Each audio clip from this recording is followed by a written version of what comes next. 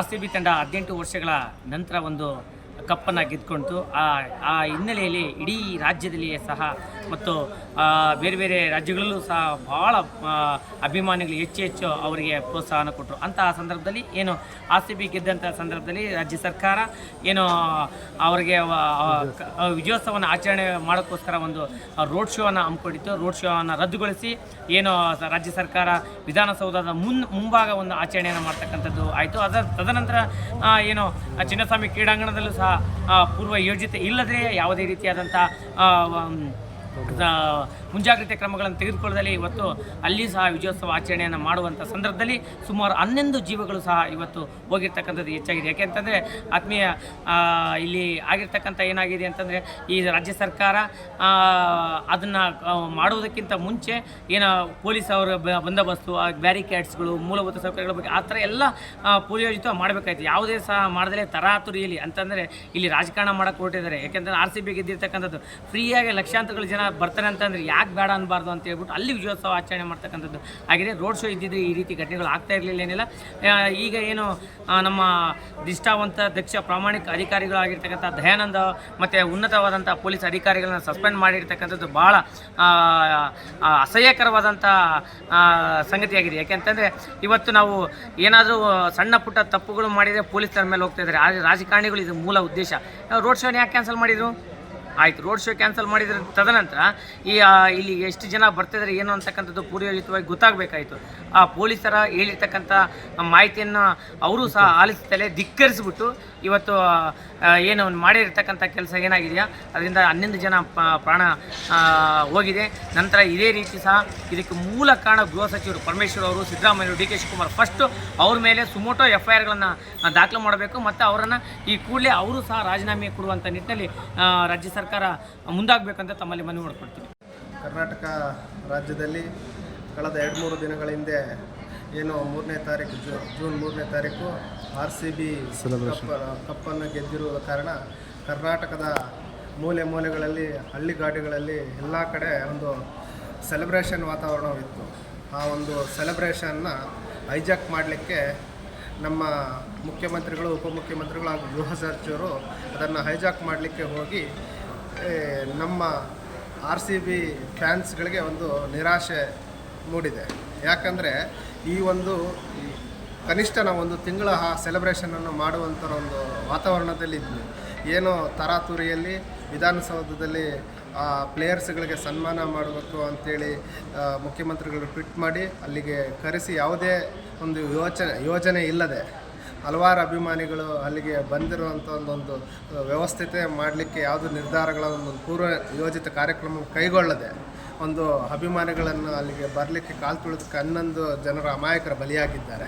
ಇದಕ್ಕೆ ನೇರ ಹೊಣೆ ನಮ್ಮ ಕರ್ನಾಟಕ ರಾಜ್ಯದ ಮುಖ್ಯಮಂತ್ರಿಗಳು ಹಾಗೂ ಉಪಮುಖ್ಯಮಂತ್ರಿಗಳು ಹಾಗೂ ಕರ್ನಾಟಕ ರಾಜ್ಯದ ಗೃಹ ಸಚಿವರಾಗಿರ್ತಾರೆ. ಅವರ ಹೊಣೆಯನ್ನು ತಪ್ಪಿಸಲಿಕ್ಕೆ ಕೋತಿ ತಿಂದು ಮ್ಯಾಕೆಗೆ ಒರೆಸ್ತಿ ಅನ್ನುವಂಥ ಘಟನೆ ನಮಗೆ ಇದು ಮೇಲ್ನೋಟಕ್ಕೆ ಸ್ಪಷ್ಟವಾಗಿ ಕಾಣ್ತಿದೆ.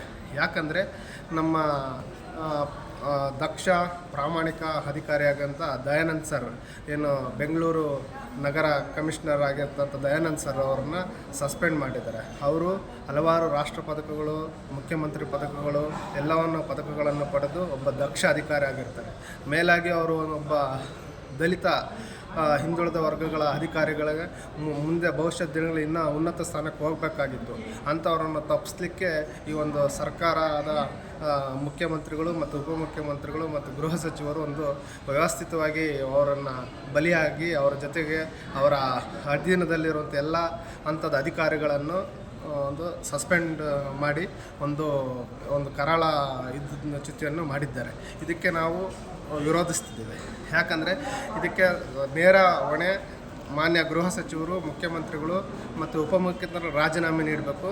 ಅದರ ನೈತಿಕ ಹೊಣೆ ಹೊತ್ತು ಅವರು ರಾಜೀನಾಮೆ ನೀಡಬೇಕು. ಅದನ್ನು ಹೊರತಾಗಿ ಇವರು ಒಬ್ಬ ಅಧಿಕಾರಿಗಳ ಮೇಲೆ ಗೋಬೆ ಕೂರಿಸುವಂಥ ಕೆಲಸ ಮಾಡ್ತಿದ್ದಾರೆ. ಇದನ್ನು ನಾವು ಕಠಿಣವಾಗಿ ವಿರೋಧಿಸ್ತೀವಿ ಅಂತೇಳಿ ಈ ಮೂಲಕ ತಿಳಿಸ್ತೀವಿ. RCB ತಂಡ 18 ವರ್ಷಗಳ ನಂತರ ಒಂದು ಕಪ್ಪನ್ನು ಗೆದ್ಕೊಂಡು ಆ ಹಿನ್ನೆಲೆಯಲ್ಲಿ ಇಡೀ ರಾಜ್ಯದಲ್ಲಿಯೇ ಸಹ ಮತ್ತು ಬೇರೆ ಬೇರೆ ರಾಜ್ಯಗಳಲ್ಲೂ ಸಹ ಭಾಳ ಅಭಿಮಾನಿಗಳು ಹೆಚ್ಚು ಅವರಿಗೆ ಪ್ರೋತ್ಸಾಹನ ಕೊಟ್ಟರು. ಅಂತಹ ಸಂದರ್ಭದಲ್ಲಿ ಏನು RCB ಗೆದ್ದಂಥ ಸಂದರ್ಭದಲ್ಲಿ ರಾಜ್ಯ ಸರ್ಕಾರ ಏನು ಅವರಿಗೆ ವಿಜಯೋತ್ಸವವನ್ನು ಆಚರಣೆ ಮಾಡೋಕ್ಕೋಸ್ಕರ ಒಂದು ರೋಡ್ ಶೋವನ್ನು ಹಮ್ಮಿಕೊಂಡಿತ್ತು. ರೋಡ್ ಶೋವನ್ನು ರದ್ದುಗೊಳಿಸಿ ಏನು ರಾಜ್ಯ ಸರ್ಕಾರ ವಿಧಾನಸೌಧದ ಮುಂಭಾಗ ಒಂದು ಆಚರಣೆಯನ್ನು ಮಾಡ್ತಕ್ಕಂಥದ್ದು ಆಯಿತು. ತದನಂತರ ಏನು ಚಿನ್ನಸ್ವಾಮಿ ಕ್ರೀಡಾಂಗಣದಲ್ಲೂ ಸಹ ಪೂರ್ವ ಯೋಜಿತ ಇಲ್ಲದೇ ಯಾವುದೇ ರೀತಿಯಾದಂಥ ಮುಂಜಾಗ್ರತೆ ಕ್ರಮಗಳನ್ನು ತೆಗೆದುಕೊಳ್ಳದಲ್ಲಿ ಇವತ್ತು ಅಲ್ಲಿ ಸಹ ವಿಜಯೋತ್ಸವ ಆಚರಣೆಯನ್ನು ಮಾಡುವಂಥ ಸಂದರ್ಭದಲ್ಲಿ ಸುಮಾರು 11 ಜೀವಗಳು ಸಹ ಇವತ್ತು ಹೋಗಿರ್ತಕ್ಕಂಥದ್ದು ಹೆಚ್ಚಾಗಿದೆ. ಯಾಕೆಂತಂದರೆ ಆತ್ಮೀಯ ಇಲ್ಲಿ ಆಗಿರ್ತಕ್ಕಂಥ ಏನಾಗಿದೆ ಅಂತಂದರೆ ಈ ರಾಜ್ಯ ಸರ್ಕಾರ ಅದನ್ನು ಮಾಡುವುದಕ್ಕಿಂತ ಮುಂಚೆ ಏನು ಪೊಲೀಸ್ ಅವರ ಬಂದೋಬಸ್ತು, ಬ್ಯಾರಿಕೇಡ್ಸ್ಗಳು, ಮೂಲಭೂತ ಸೌಕರ್ಯಗಳ ಬಗ್ಗೆ ಆ ಥರ ಎಲ್ಲ ಪೂರ್ಯೋಜಿತ ಮಾಡಬೇಕಾಯ್ತು. ಯಾವುದೇ ಸಹ ಮಾಡದಲೇ ತರಾತುರಿಯಲ್ಲಿ ಅಂತಂದರೆ ಇಲ್ಲಿ ರಾಜಕಾರಣ ಮಾಡೋಕ್ಕೆ ಹೊರಟಿದ್ದಾರೆ. ಯಾಕೆಂದರೆ RCB ಗೆದ್ದಿರ್ತಕ್ಕಂಥದ್ದು ಫ್ರೀಯಾಗಿ ಲಕ್ಷಾಂತರಗಳು ಜನ ಬರ್ತಾರೆ ಅಂತಂದರೆ ಯಾಕೆ ಬೇಡ ಅನ್ನಬಾರ್ದು ಅಂತ ಹೇಳ್ಬಿಟ್ಟು ಅಲ್ಲಿ ವಿಜಯೋತ್ಸವ ಆಚರಣೆ ಮಾಡ್ತಕ್ಕಂಥದ್ದು ಆಗಿದೆ. ರೋಡ್ ಶೋ ಇದ್ದಿದ್ರೆ ಈ ರೀತಿ ಘಟನೆಗಳು ಆಗ್ತಾ ಇರಲಿಲ್ಲ ಏನಿಲ್ಲ. ಈಗ ಏನು ನಮ್ಮ ನಿಷ್ಠಾವಂತ ದಕ್ಷ ಪ್ರಾಮಾಣಿಕ ಅಧಿಕಾರಿಗಳಾಗಿರ್ತಕ್ಕಂಥ ದಯಾನಂದ ಮತ್ತು ಉನ್ನತವಾದಂಥ ಪೊಲೀಸ್ ಅಧಿಕಾರಿಗಳನ್ನ ಸಸ್ಪೆಂಡ್ ಮಾಡಿರ್ತಕ್ಕಂಥದ್ದು ಭಾಳ ಅಸಹ್ಯಕರವಾದಂಥ ಸಂಗತಿಯಾಗಿದೆ. ಯಾಕೆಂತಂದರೆ ಇವತ್ತು ನಾವು ಏನಾದರೂ ಸಣ್ಣ ಪುಟ್ಟ ತಪ್ಪುಗಳು ಮಾಡಿದರೆ ಪೊಲೀಸರ ಮೇಲೆ ಹೋಗ್ತಾ ಇದ್ದಾರೆ. ಆದರೆ ರಾಜಕಾರಣಿಗಳು ಇದು ಮೂಲ ಉದ್ದೇಶ. ರೋಡ್ ಶೋನ ಯಾಕೆ ಕ್ಯಾನ್ಸಲ್ ಮಾಡಿದರು? ಆಯಿತು, ರೋಡ್ ಶೋ ಕ್ಯಾನ್ಸಲ್ ಮಾಡಿದ್ರ ತದನಂತರ ಇಲ್ಲಿ ಎಷ್ಟು ಜನ ಬರ್ತಿದ್ದಾರೆ ಏನು ಅಂತಕ್ಕಂಥದ್ದು ಪೂರ್ವಯೋಜಿತವಾಗಿ ಗೊತ್ತಾಗಬೇಕಾಯಿತು. ಆ ಪೊಲೀಸರ ಹೇಳಿರ್ತಕ್ಕಂಥ ಮಾಹಿತಿಯನ್ನು ಅವರು ಸಹ ಆಲಿಸುತ್ತಲೇ ಧಿಕ್ಕರಿಸಿಬಿಟ್ಟು ಇವತ್ತು ಏನು ಮಾಡಿರ್ತಕ್ಕಂಥ ಕೆಲಸ ಏನಾಗಿದೆಯಾ ಅದರಿಂದ 11 ಜನ ಪ್ರಾಣ ಹೋಗಿದೆ. ನಂತರ ಇದೇ ರೀತಿ ಸಹ ಇದಕ್ಕೆ ಮೂಲ ಕಾರಣ ಗೃಹ ಸಚಿವರು ಪರಮೇಶ್ವರ್ ಅವರು, ಸಿದ್ದರಾಮಯ್ಯ, DK ಶಿವಕುಮಾರ್ ಫಸ್ಟು ಅವ್ರ ಮೇಲೆ ಸುಮೋಟೋ FIRಗಳನ್ನು ದಾಖಲು ಮಾಡಬೇಕು ಮತ್ತು ಅವರನ್ನು ಈ ಕೂಡಲೇ ಅವರು ಸಹ ರಾಜೀನಾಮೆ ಕೊಡುವಂಥ ನಿಟ್ಟಿನಲ್ಲಿ ರಾಜ್ಯ ಸರ್ಕಾರ ಮುಂದಾಗಬೇಕಂತ ತಮ್ಮಲ್ಲಿ ಮನವಿ ಮಾಡಿಕೊಡ್ತೀವಿ. ಕರ್ನಾಟಕ ರಾಜ್ಯದಲ್ಲಿ ಕಳೆದ 2-3 ದಿನಗಳ ಹಿಂದೆ ಏನು ಜೂನ್ 3ನೇ ತಾರೀಕು RCB ಕಪ್ಪನ್ನು ಗೆದ್ದಿರುವ ಕಾರಣ ಕರ್ನಾಟಕದ ಮೂಲೆಗಳಲ್ಲಿ ಹಳ್ಳಿಗಾಡುಗಳಲ್ಲಿ ಎಲ್ಲ ಕಡೆ ಒಂದು ಸೆಲೆಬ್ರೇಷನ್ ವಾತಾವರಣವಿತ್ತು. ಆ ಒಂದು ಸೆಲೆಬ್ರೇಷನ್ನ ಹೈಜಾಕ್ ಮಾಡಲಿಕ್ಕೆ ನಮ್ಮ ಮುಖ್ಯಮಂತ್ರಿಗಳು, ಉಪಮುಖ್ಯಮಂತ್ರಿಗಳು ಹಾಗೂ ಗೃಹ ಸಚಿವರು ಅದನ್ನು ಹೈಜಾಕ್ ಮಾಡಲಿಕ್ಕೆ ಹೋಗಿ ನಮ್ಮ RCB ಫ್ಯಾನ್ಸ್ಗಳಿಗೆ ಒಂದು ನಿರಾಶೆ ಮೂಡಿದೆ.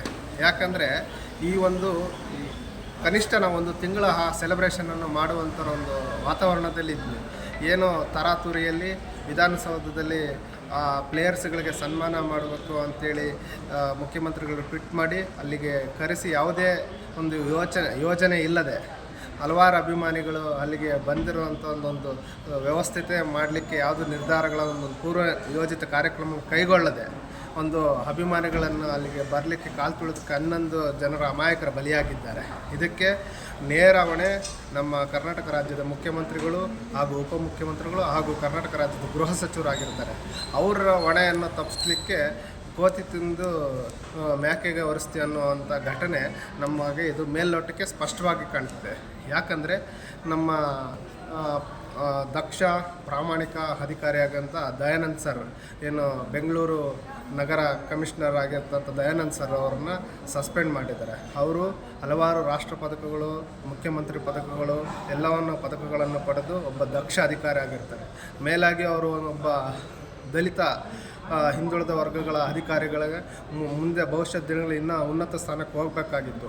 ಅಂಥವರನ್ನು ತಪ್ಪಿಸಲಿಕ್ಕೆ ಈ ಒಂದು ಸರ್ಕಾರದ ಮುಖ್ಯಮಂತ್ರಿಗಳು ಮತ್ತು ಉಪಮುಖ್ಯಮಂತ್ರಿಗಳು ಮತ್ತು ಗೃಹ ಸಚಿವರು ಒಂದು ವ್ಯವಸ್ಥಿತವಾಗಿ ಅವರನ್ನು ಬಲಿಯಾಗಿ ಅವರ ಜೊತೆಗೆ ಅವರ ಅಧೀನದಲ್ಲಿರುವಂಥ ಎಲ್ಲ ಹಂತದ ಅಧಿಕಾರಿಗಳನ್ನು ಒಂದು ಸಸ್ಪೆಂಡ್ ಮಾಡಿ ಒಂದು ಕರಾಳ ಚ್ಯುತಿಯನ್ನು ಮಾಡಿದ್ದಾರೆ. ಇದಕ್ಕೆ ನಾವು ವಿರೋಧಿಸ್ತಿದ್ದೇವೆ. ಯಾಕಂದರೆ ಇದಕ್ಕೆ ನೇರ ಹೊಣೆ ಮಾನ್ಯ ಗೃಹ ಸಚಿವರು, ಮುಖ್ಯಮಂತ್ರಿಗಳು ಮತ್ತು ಉಪಮುಖ್ಯಮಂತ್ರಿಗಳು ರಾಜೀನಾಮೆ ನೀಡಬೇಕು. ಅದರ ನೈತಿಕ ಹೊಣೆ ಹೊತ್ತು ಅವರು ರಾಜೀನಾಮೆ ನೀಡಬೇಕು. ಅದನ್ನು ಹೊರತಾಗಿ ಇವರು ಒಬ್ಬ ಅಧಿಕಾರಿಗಳ ಮೇಲೆ ಗೋಬೆ ಕೂರಿಸುವಂಥ ಕೆಲಸ ಮಾಡ್ತಿದ್ದಾರೆ. ಇದನ್ನು ನಾವು ಕಠಿಣವಾಗಿ ವಿರೋಧಿಸ್ತೀವಿ ಅಂತೇಳಿ ಈ ಮೂಲಕ ತಿಳಿಸ್ತೀವಿ.